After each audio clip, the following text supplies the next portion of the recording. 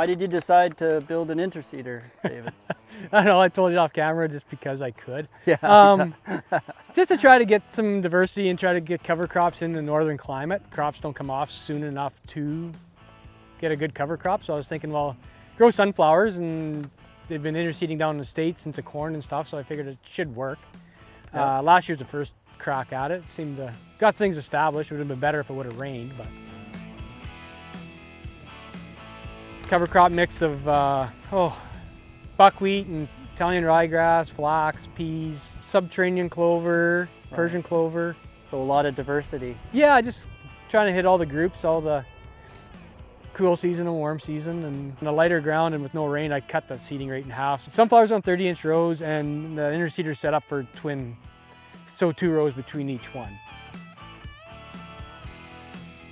So you got twin openers that go between the sunflower rows. Yeah, the sunflower row would come in here, Right. in between these right here. So that kind of makes sense to me to try to get more than just a single row between the 30-inch, get a little more Yeah, green. I think if you're just going for the diversity, I think a single's fine because you're just trying to get roots in, right? Right. But hopefully with a little heavier seeding rate and a little bit of moisture, maybe it will grow up and be more green in the fall going in. And it's got different rollers. These are fine rollers. I did a little bit of millet with it last year, or a little bit of sorghum. Okay. So you swap that out for something. Yeah, there's a coarser meter in there to do peas and stuff. Your depth is set here, so you can set your depth like just a turn here. Moves this wheel up and down, so that's your, and it kind of packs and closes it. Right. Double disc opener. And then there's a little thing here, So just to keep a little it clean. firmer, keep it clean and keep the trench from blowing out. Oh yeah. Okay. So it'll, like sometimes it'll try to lift on the disc if it's damp. Right. So it'll hold that soil in place so it doesn't blow out.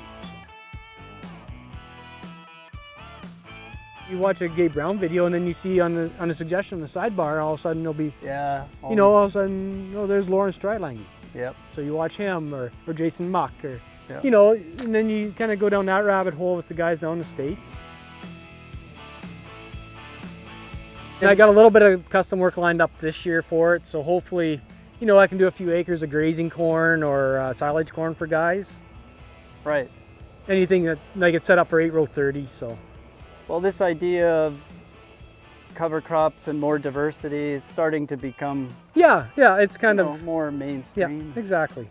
It's just a way for me to try to get cover crops on our farm. If you don't have your main cash crop off by the 12th, 15th of August, I don't know if there's really much sense. I don't want to grow the biggest yield, I want to grow the most profitable.